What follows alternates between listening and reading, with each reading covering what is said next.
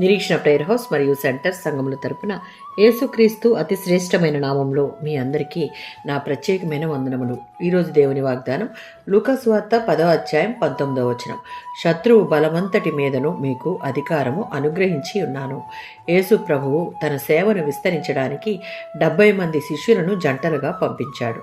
వారికి ఆయన చేయడానికి ఇచ్చినటువంటి అధికారాలు దేవుని రాజ్యాన్ని ప్రకటించుట, రోగులను స్వస్థపరచుట, దుష్టాత్మల ప్రభావం నుండి ప్రజలను విమోచించుట. ప్రభువు చెప్పిన దానికి లోబడి వెళ్ళినటువంటి ఆ 70 మంది శిష్యులు తిరిగి వచ్చి లూకాసు వార్త 10వ అధ్యాయం 17-19 వచనాలలో ప్రభువా, దెయ్యములు కూడా మాకు లోబడుచున్నవి అని యేసుతో చెప్పారు. దానికి బదులుగా యేసుక్రీస్తు వారికి 3 విషయాలు చెప్పాడు. మొదటిది, నేను సాతాను మెరుపు వంటి వేగంతో క్రింద పడిపోవుట చూచితిని అని. రెండవది, మీరు శత్రువు బలవంతుటి మీద అధికారం ఇచ్చితిని అని.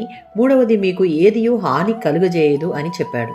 దీని అర్థం, వారు చేసే సేవ దుష్టునిపై విజయం కలిగించే సేవ అని ఈ వచనాన్ని బట్టి మనం తెలుసుకోవచ్చు. విశ్వాసికి దేవుడిచ్చిన దైవిక అధికారంగా దీనిని మనం చెప్పవచ్చు. ఈ అధికారం మన స్వశక్తి కాదు, యేసు నామం వల్ల మనం దుష్టునిపై విజయం పొందుతాం. విశ్వాసి తన ఆధ్యాత్మిక జీవితాన్ని కాపాడుకున్నట్టుకు చేసే యుద్ధంలో మనలను ఓడించుటకు మన దైనందిన జీవితంలో భయాన్ని కలుగజేస్తాడు, నిరాశ నిస్పృహలను కలిగిస్తాడు, పాపానికి ప్రలోభ పెడతాడు, మనపై దాడులు చేస్తాడు. కానీ ఈ వచనం చెప్తుంది, దేవుని ఎడల మనకున్న విధేయత, స్థిర విశ్వాసం మనకు ఏ హానియూ కలగదు అని. ఈ వచనం ద్వారా మనకు 3 వాగ్దానాలు లభించాయి. మొదటిది, దుష్టునిపై గెలిచే సామర్థ్యం.